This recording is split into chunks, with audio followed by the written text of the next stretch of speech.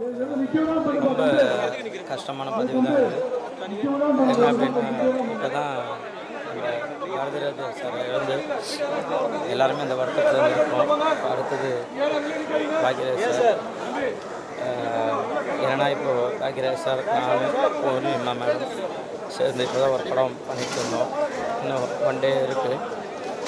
அதுக்குள்ளே இப்படி ஒரு இது அதில் கேள்விப்பட்டதுமே ரொம்ப மனசு கஷ்டமாக இருக்குது.